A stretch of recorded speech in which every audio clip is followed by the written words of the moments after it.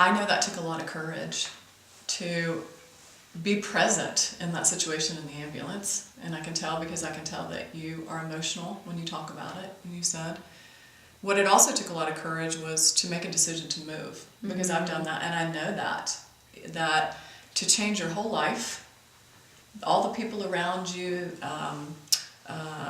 your environment, your work, and head out to something new.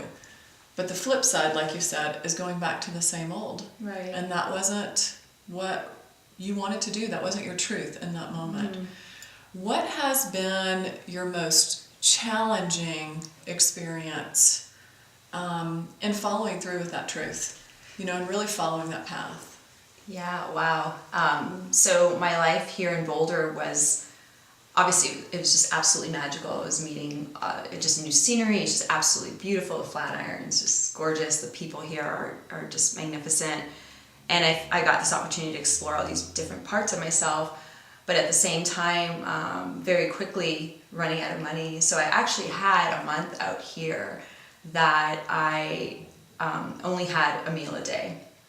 And so I was living on a meal a day because I was terrified to lose my car and my phone. If you can believe that, it sounds so backwards, but the phone represented my lifeline, and the car was just the freedom. And it didn't make sense in the moment, but if I hadn't made those choices, I thought, well, okay, I could live in my car, worst case, or go somewhere. So that was a really challenging month, like going from my heart rather than thinking from my head. And then the last 3 days of that month, I was just on caffeine and sugar. And I saw you that month. Yes, you did. I came over for dinner one night that month. I remember. It was one of my meals. I remember. It was very challenging, and not letting people know that I was going through that. But there was just this burning conviction in my heart, and I just knew that I just had to keep doing what I was doing. And it's interesting because if I had not followed that path, as unreasonable, as crazy, as like reckless as it seemed to some people, I didn't tell a lot of people. If I hadn't done that, I wouldn't have met the people who have now redirected my life. So Amber Ray from the Bold Academy, and with it all just happened because of that experience. And now my entire life has changed.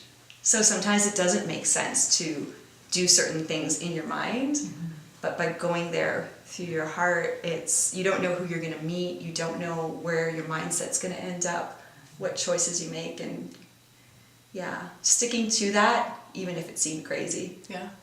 Well, that's your truth. And that's something that I talk about in the video series that I offer weekly.